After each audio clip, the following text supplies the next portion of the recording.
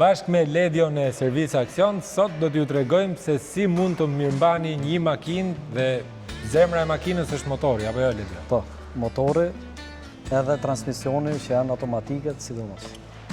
Kemi një Opel Astra vitit 2018. Po. Motor nafte 1.6. 1.6. Nëse unë do ta blej këtë makinë, çfarë do të kem parasysh?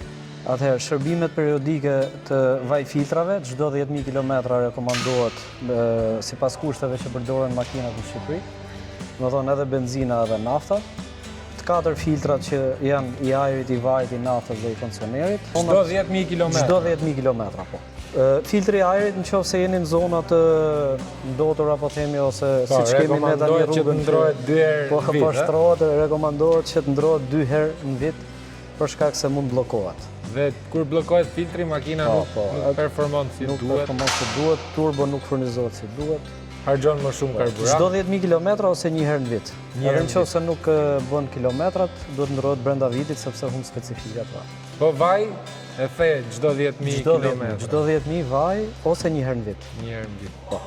Pjesa tjetër të modelet që janë me zinxhir të këtyre motorave është një motor që Ecotec, Cooperimi dhe është motor me zinxhir, nuk është me zinxhir e Opelit, po. Në varësi të mirëmbajtjes, ndrimi i zinxhirit mund të variojë nga 100.000 deri në 200.000 kilometra, po themi, në varësi 200.000 është limiti. Kryesisht në motorat e vegjël, në varësi të mirëmbajtjes çdo gjë më pak. Edhe në varësi të modelit. Modelit makinës. Modelit makinës. Po, limiti maksimal është 200.000 kilometra. Atëherë është edhe ajo faza që fillon dhe zinxhiri jep ato shenjat e para. Ka disa modele që edhe e kanë tejkalu pjesën e ndrimit zinxhirit. Parat modelit. Bencat më përpara kanë pas zinxhir më gjatë se gjithë. Tash du të di, është një pyetje që më vjen dhe mua shpesh nëpër komente dhe nëpër mesazhe për sa i përket mirëmbajtjes së kambios së makinës, pra transmisionit. Po, atëherë ndrimi i vajit kambios është i ndryshëm në çdo model. Duhet shikohen modelet e makinave me katalog.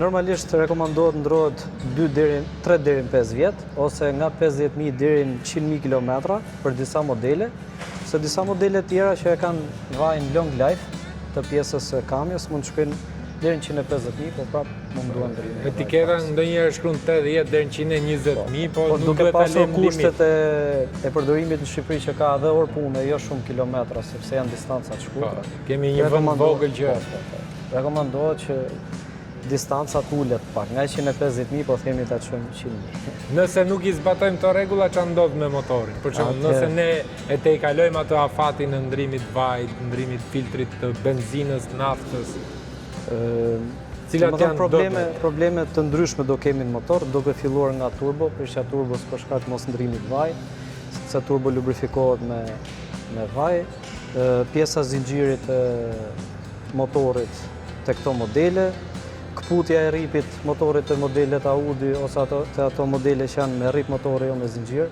mund të shkaktoj dëmtim të testatës komplet. Dhe dëmi është kolosal. Është i konsiderueshëm në vlerë parashme. Po ble një makinë të re. Po.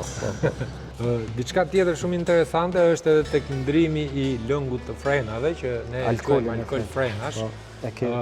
Si rekomandohet? Pra, për shembull, kjo Opel ka dot 4. Dot 4, po.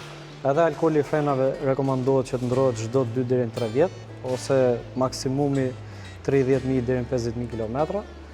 Por kur bëhen shërbimet vaj filtra mund të kontrollohet gjendja e alkoolit.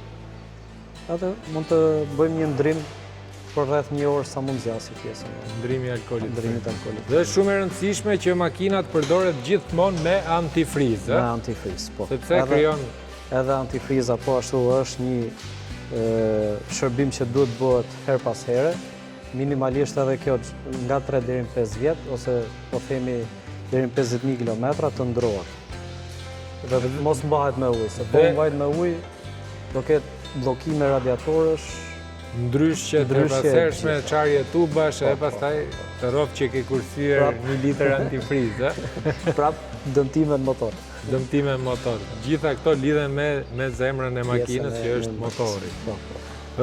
Është një makinë gjermane, Opel, është një makinë shumë ekonomike, është një makinë për shtresat e mesme, po themi, nuk është një makinë që të kushton në mirëmbajtje. dhe nuk e di përshtypjen tënde për Opelin, përgjithësi.